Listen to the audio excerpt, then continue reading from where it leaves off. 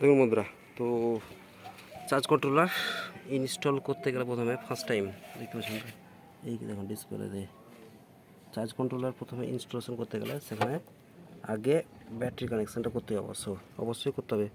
তো এখানে ঠিকঠাক ফোকাস করতে পারছে না, দেখিয়ে দিচ্ছি। এখানে কিছু দেখাচ্ছে ডিসপ্লেতে,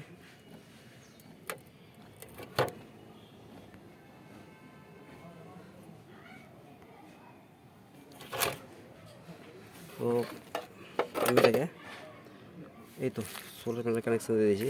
মানে first time charge controller installation করতে গেলে বা সেফটি পারপাসে প্রথমে আগে ব্যাটারিকে কানেকশন করতে হবে।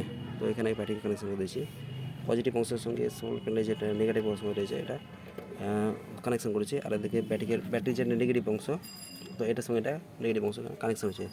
দেখতে পাচ্ছি দাদা, এই দেখেন নেগেটিভ অংশ এটা ব্যাটারির, আর সোলার প্যানেলের পজিটিভ আর নেগেটিভ এটা যে প্রসেস এখানে করে দিয়েছে বন্ধুরা তো কোম্পানি। তো এখানে হচ্ছে ভোল্টেজ দেখাচ্ছে কিছু পিভি,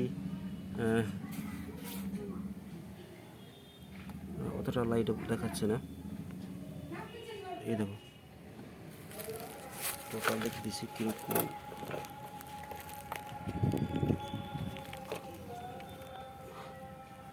এই দেখো ঠিকঠাক আসছে না, 0.12.3837 এরকম দেখাচ্ছে ভোল্টেজ। তো এটা সেফটি পারপাসে এটাকে ইনস্টলেশন করতে হবে। এটাকে এভাবে জন্য লিথিয়াম ব্যাটারির সঙ্গে কানেক্ট করেছি। তো এখানে দেখবো